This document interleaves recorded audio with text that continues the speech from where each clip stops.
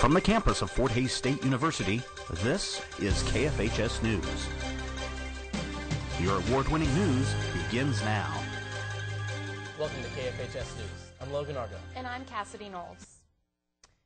Tonight is the second reading for the proposed athletic fee increase.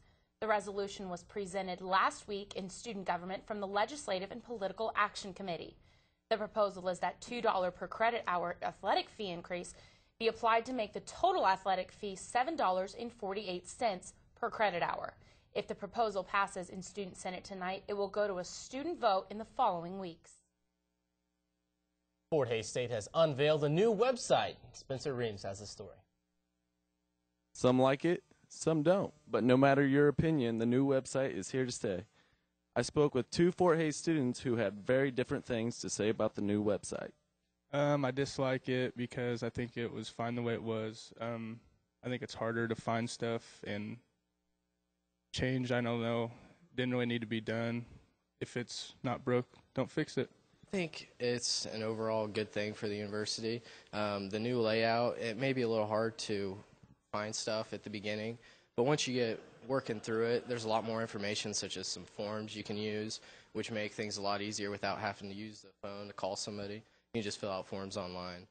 Now, earlier I spoke with University Relations Director Kent Stewart, who said there were varying opinions about the website. Some were negative, while others were very positive. But mainly, students were very happy with the website once they kind of learned to redo some things, how to use the website and navigate through it.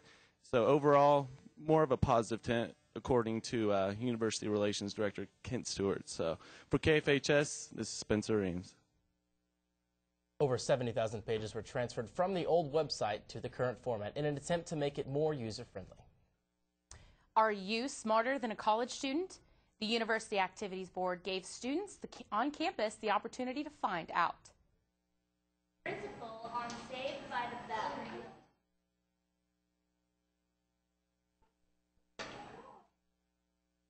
Students had a chance to show their knowledge of various questions concerning FHSU trivia as well as pop culture.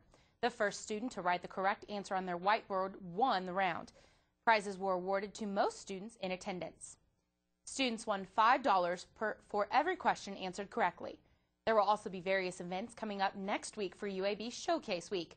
For more information, contact the University Activities Board at 785-628-5355. And the UAB is pulling out all the stops. I know they have 2 comedians and a hypnotist. They have a lot of things going on next week. Yeah, next week's going to be very entertaining, I think. So it'll be really nice to go out and support everybody, and especially UABs. All right, well, up next is your sports, but first, here's your community calendar.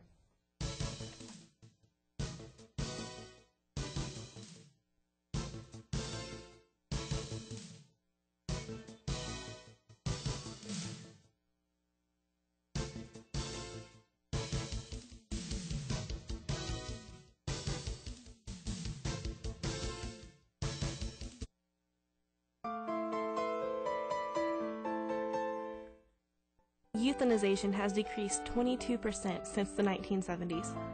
However, approximately 6 to 8 million dogs and cats are put in animal shelters each year, with 3 to 4 million of those being euthanized.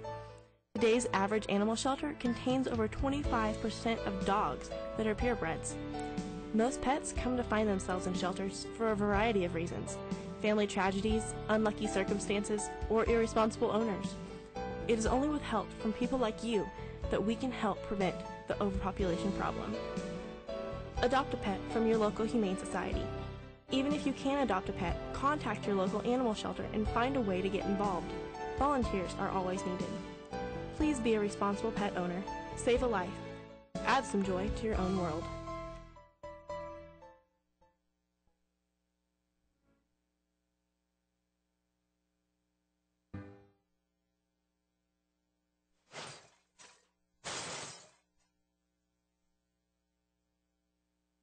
%90 of the trash we throw away is recyclable.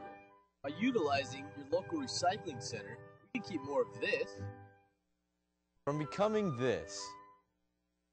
Visit your local recycling center. Choice is yours. Save it or waste it. KFHS Sports. Good evening, I'm Travis Reece. Yesterday, colleges across the U.S. and across all levels finally saw their hard work in recruiting come to an end. National Signing Day for college football was yesterday, and FHSU landed 8 high school athletes. The number may seem small, but due to a large class last year, the Tigers don't have any blaring holes. Among the signees, the Tigers landed 5 offensive players and 3 defensive players, with all new athletes being from out of the state. Dane McFarland and Matt Ball led the class, coming in as former high school teammates and two-time state champions from Centennial High School in Arizona. Ball pulled in 51 receptions, 1,064 yards, and 13 touchdowns his senior year, and McFarland threw for 3,650 yards and 42 touchdowns over his junior and senior years. The NCAA Division II regional rankings were released on Tuesday, and neither of the FHSU teams moved in any of the new rankings, with the men's team still sitting at the #1 spot and the Lady Tigers still sitting at #7. The loss for the men's team on Monday did not factor into these new rankings, leaving Saturday's game at Washburn very important for the men to maintain their #1 spot and hopes of hosting a postseason regional tournament here in Hayes. Here's a look at the upcoming schedule for FHSU athletics. Fort Hays State basketball will be in action as they go to Topeka on Saturday. The women's game will start at 5:30 p.m. and the men's will follow at 7 as they take on Washburn. The softball team is going to be in action this coming weekend as well as they travel to Denver, Colorado to take on the Regis College on Friday, February 5th. The Lady Tigers will stay in Denver, as they take on Metro State on Saturday. On Sunday, they will go to Golden, Colorado to take on Colorado Mines. Wrestling will host 2 duels this weekend, starting on Friday with Western State and ending up on Saturday with Colorado Mines. The Western State duel will begin at 7 p.m. and the Colorado Mines duel will start at 5 p.m. So a lot of action going on. The men's team, a very crucial game coming up here on Saturday.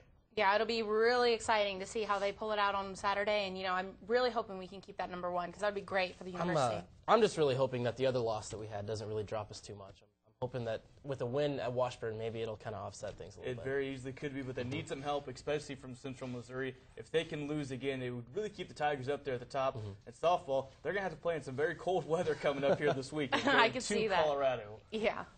All right, well, stay tuned for SGA Live at 7, and we'll be back next week.